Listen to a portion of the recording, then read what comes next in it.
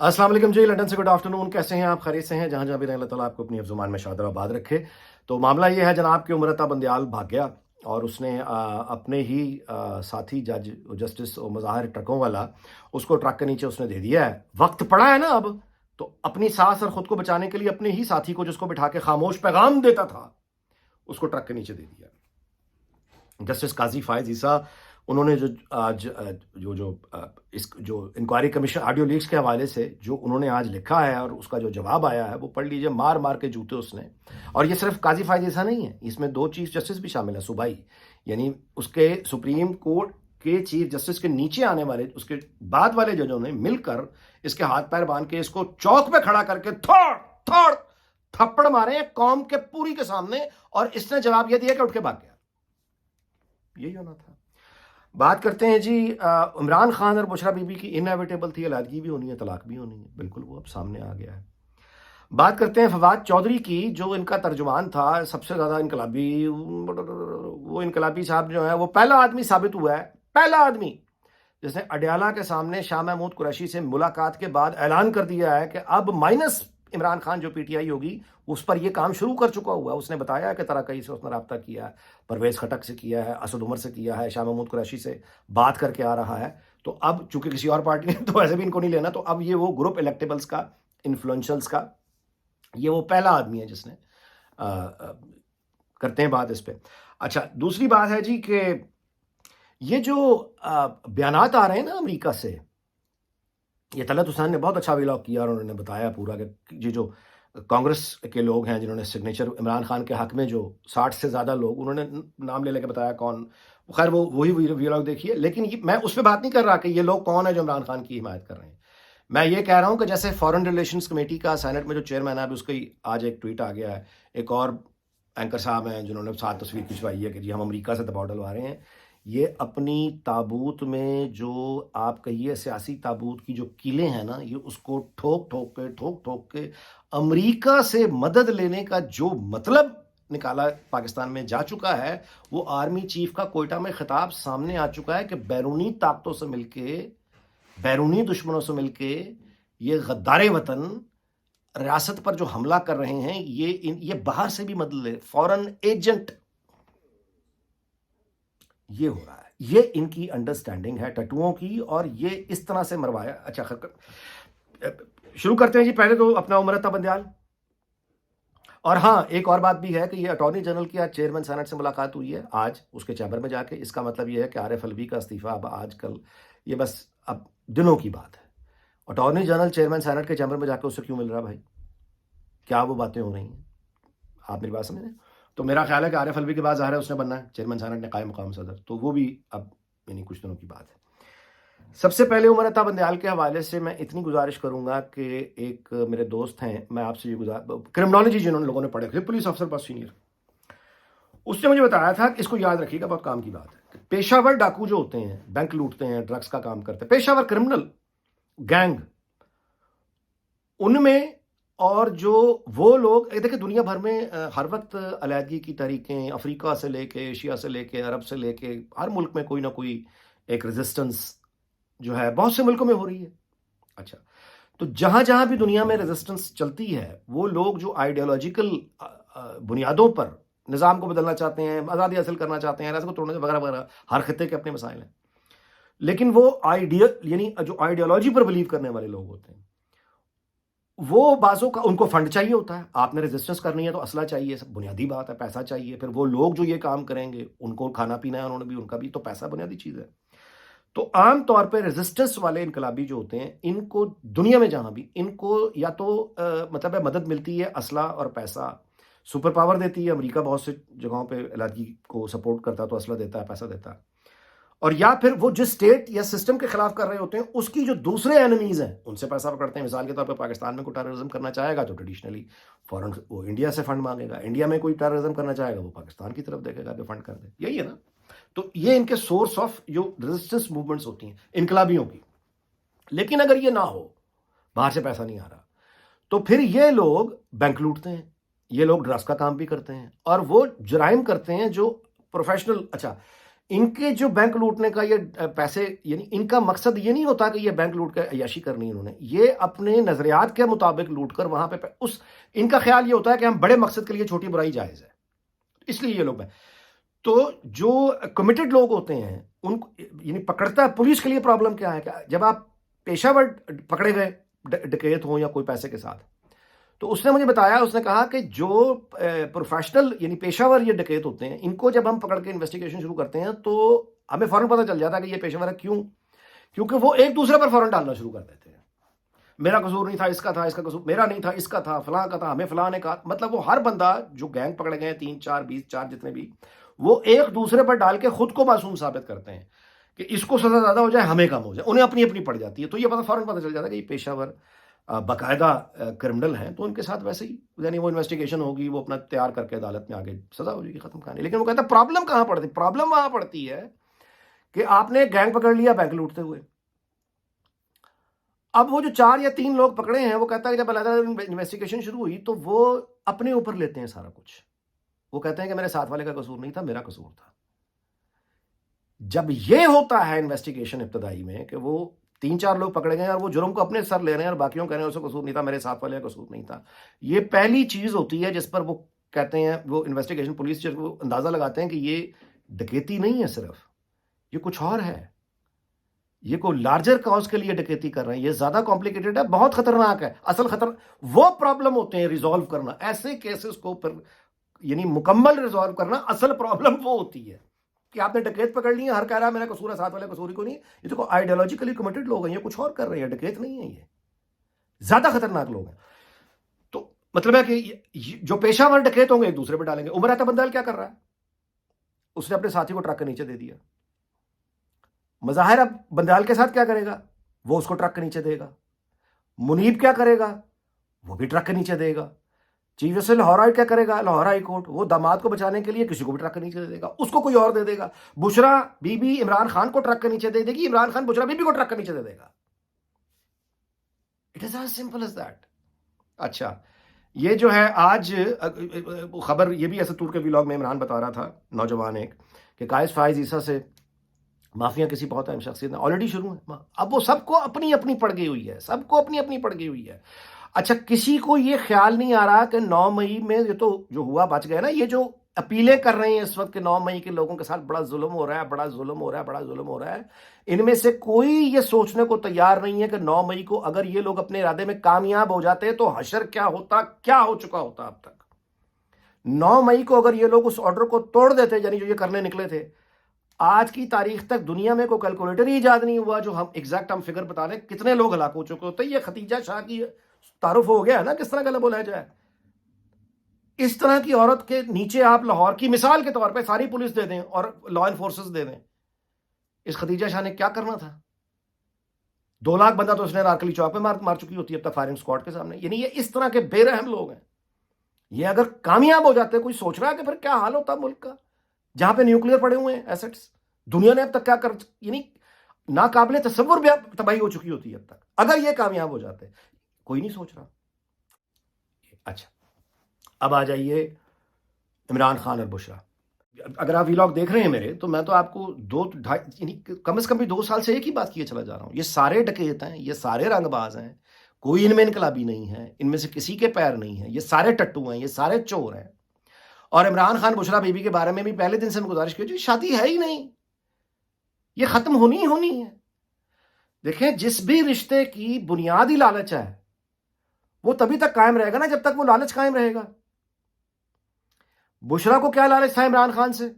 ایک تو ظاہر ہے پیسہ، طاقت، اور دوسرا یہ کہ عمران خان، اچھا وہ اپنے شوہر کو چھوڑ رہی ہے، 5 بچوں کو چھوڑ رہی ہے، ان دادی ہے، نانی ہے، یہ سب کچھ کرنے کے باوجود وہ ہمارے جیسی سوسائٹی میں، ایک تو ہے نا چلو آپ اوپن سوسائٹی کا بھی بڑا ایک ویسے مغالطہ ہی ہے۔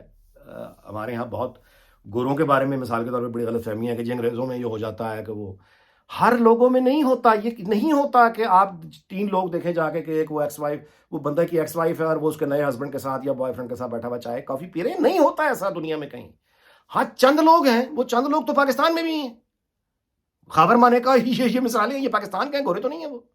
اس طرح کے یعنی یعنی ہمارے یہاں ایک اور بڑی غلط فہمی مثال پہ چرچل کے بارے میں بڑی غلط فہمی ہے کہ جی بہت وہ بڑی اس کی عزت ہے اور بڑے وہ بہت بڑا آدمی تھا. کوئی بڑا آدمی نہیں تھا وہ. چرچل کی برطانیہ میں تو کوئی وہ دوسری جنگ عظیم کے دوران بھی ان پاپولر ہی تھا, اور جیسے ہی وہ جنگ ختم ہوئی ہے اگلے الیکشن میں اس کو برطلاق شکست ہوئی ہے چرچل کو. یعنی 500,000 لوگ جو بنگال میں مرے, اس کے علاوہ گریک ریزسٹنس ہو رہی تھی during the second world war, اور اس نے وہاں پہ جو جس طرح سے کرش کیا تھا وہ انتہائی غیر انسانی تھا. بلکہ میں آپ سے گزارش کروں کہ ساؤتھ افریقہ کا ایک کرنل کا اس نے کورٹ مارشل کروا دیا تھا. کیوں؟ کیونکہ اس نے ایک پورے گاؤں پر کیمیکل جو ہتھیار ہے وہ چلانے سے انکار کر دیا تھا. اس کا کورٹ مارشل چرچل نے کروایا تھا. بائی دا وے چرچل عورتوں کے ووٹ ڈالنے کے بھی خلاف تھا. تو یہاں پہ کبھی اس کی اس طرح سے وہ نہیں رہی پسندیدگی جو پاکستان میں تصور ہے کہ وہ یہ مارگریٹ تھیچر کے زمانے سے زندہ ہونا شروع ہوا ہے دوبارہ سے. فاکلینڈ کی جب وار ہوئی تھی تو پھر چرچل, یہ وہ چرچل ہے ہالی ووڈ کا ڈراموں کا جن کو ہم لوگ دیکھتے ہیں کہ جی وہ بڑا, ورنہ الیکشن نہ جیتتا یہاں پہ.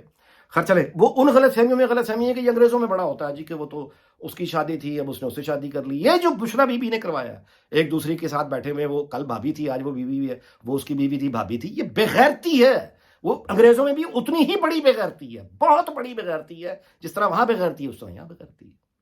لیکن غلط فہمی ہے لوگوں میں. چلے خیر, اینی وے, تو بشرا بی بی کا اب ان کے درمیان اب اس کو اپنی اولاد کی پڑی ہوئی ہے, بیٹوں کی, جن ابراہیم مانے کا انہوں نے جو کرپشن کی ہوئی ہے, وہ اس سے کہے گی تیری وجہ سے میری اولاد پھنس رہی ہے, ان کو بچا. وہ کہے گا میں خود جیل میں جا رہا ہوں, اپنے آپ کو نہیں بچا سکا, تیری اولاد کو میں کیا بچاؤں.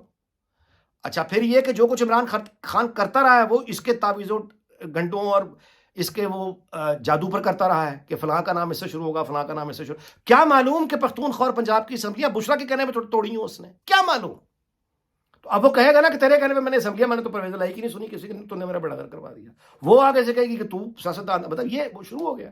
آج بشرا کو اس نے اکیلے بھیجا, عدالت میں بیٹھا رہ گیا گاڑی میں, تو یہ شادی بھی ختم. اب بندہ اس کو جوتے مارے. اگر آپ پی ٹی آئی کو سپورٹ کرتے رہے تو آپ کا پہلے کام ہے جا کے اس کو جوتے مارے کہ تجھے یہ, یعنی قربانیاں تیرے لیے لوگ دیتے رہے, ان کو تو کہانیاں سناتا رہا انگلینڈ کی, ان کو تو بتاتا رہا کہ تو یہ کرے گا, لگنا تو نے بشرا کے پیچھے تھا, جادوگروں کے پیچھے تھا, باقی سب کو ذلیل کر کے نکل گیا.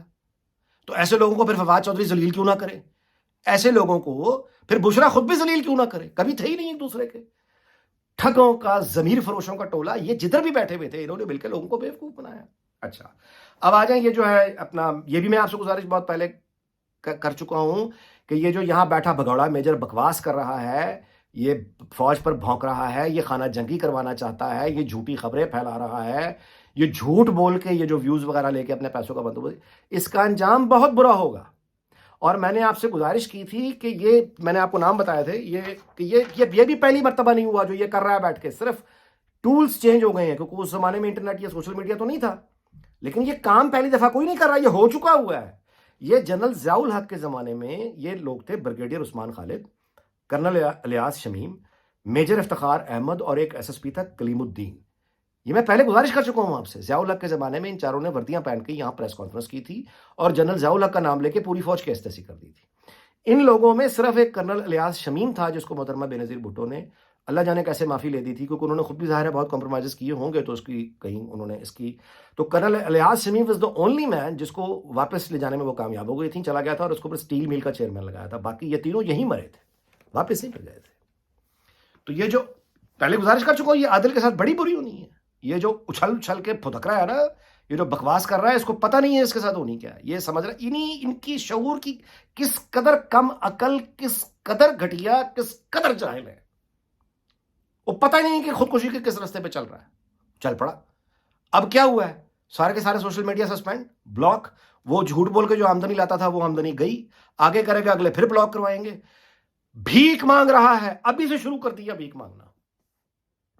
اب بھیک مانگ رہا ہے, اپیلیں کر رہا ہے کہ پوری دنیا میں جو لوگ ہیں وہ میری مالی امداد کرے, میں تو آپ کا جہاد لڑ رہا ہوں.